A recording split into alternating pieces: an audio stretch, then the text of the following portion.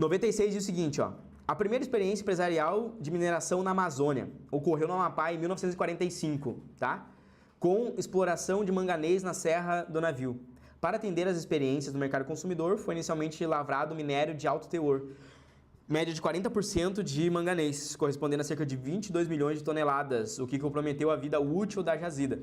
As atividades de lavra foram interrompidas em 1998 por causa da exaustão do minério economicamente viável, sendo que, do ponto de vista ambiental, pouco mais de 50% da área atingida durante a atividade mineradora foi recuperada.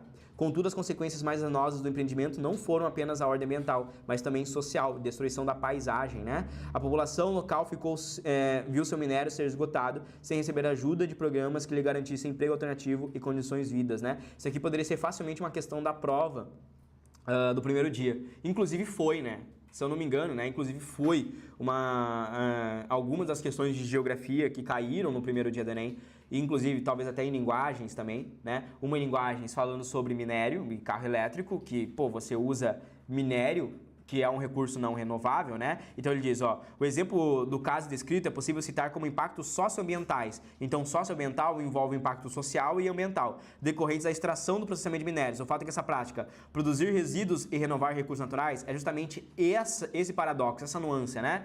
Você vai basicamente extrair um recurso mineral que não é renovável. Então, não adianta você utilizar um carro elétrico se esse carro elétrico utiliza minérios que não são renováveis. Você continua tendo uma prática exploratória da natureza, né? Você continua degradando a natureza, tá? Então, aqui já é um fundamento importante, né, da agricultura, da gente saber, e das fontes renováveis e não renováveis da prova do Enem, tá? A B, ela vai dizer o seguinte, ó, alterar a paisagem e consumir grande quantidade de energia. Por que alterar a paisagem? Essa questão talvez para mim tá um pouco perdida aqui, ela deveria ser uma questão de geografia da prova, né? Eu trocaria ali, né, ó, trocaria essa questão, colocaria essa aqui na prova de humanas. Por que alterar a paisagem? Porque quando eu tô destruindo aquele minério, eu tô fazendo uma alteração da natureza. Isso envolve desmatamento, destruição do solo, é como se eu pegasse um recorte e alterasse a paisagem natural, tá? E consome grande quantidade de energia. Por quê? Para eu poder fazer a extração de minério, eu preciso de maquinário. Eu preciso de muita energia para extrair esse minério. Não é algo fácil, tá, de ser processado, né? Então essa extração de minério é feita por grandes empresas, tá? Empresas bilionárias, né? Inclusive essa é uma grande discussão quando falam da COP30 e tudo mais, né? Falando assim, mas aquela próxima da Amazônia, várias empresas que estão patrocinando, tá? A COP30 são empresas que são responsáveis por grandes desastres ambientais no Brasil, né? E isso envolve desde a exploração, desde as barragens, né? E isso envolve um fundamento que envolve muito dinheiro, tá? Então, ó, altera a paisagem, é o que ele diz, é um impacto socioambiental, né? Alterar a paisagem. Ambiental, porque destrói a natureza, desmatando e degradando o solo, e sócio, porque você destrói os laços, os lugares das pessoas que precisam sair daquela região, que perdem ali o seu minério, o seu trabalho e acabam deixando aquela região meio que largada e improdutiva. Então, olha só, a letra C vai dizer o seguinte aqui pra gente: gerar baixos lucros às empresas e afetar lençóis de água subterrâneos? Não. A grande questão é que esses minérios geram muito lucro. Se não gerasse muito lucro, essas empresas não fariam. Não posso dizer que extração de minério gera baixo lucro, seria um absurdo. Extração de minério é o que mais gera lucro, tá? Letra D. Contaminar o ambiente com mercúrio e consumir grande quantidade de energia. Uma grande pegadinha. O ambiente com mercúrio, geralmente ocorre essa contaminação quando a gente faz aquela prática lá de levigação, relacionado ao ouro. A gente utiliza o mercúrio porque o mercúrio em temperatura ambiente ele é líquido. Então pode cair isso aqui na prova de domingo, tá? Pode cair na prova de domingo. O mercúrio ele é líquido em temperatura ambiente. E aí o ouro, para a gente trabalhar com a questão de densidade, nós utilizamos a corrente do rio, a levigação, tá?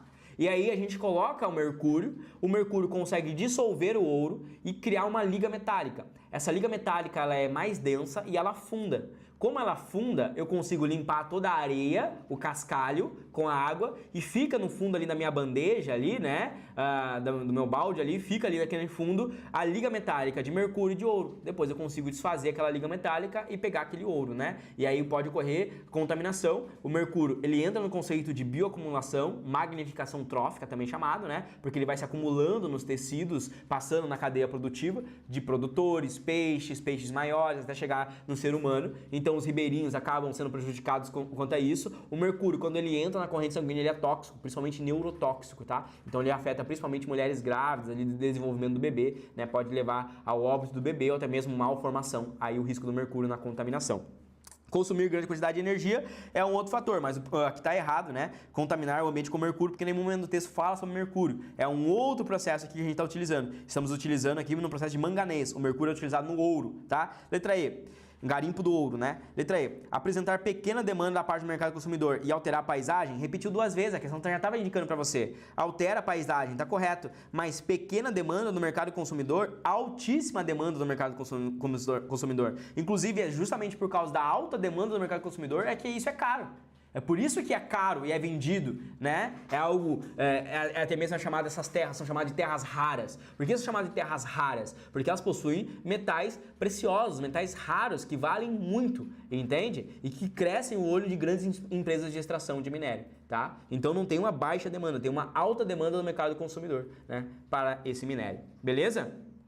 Tranquilo?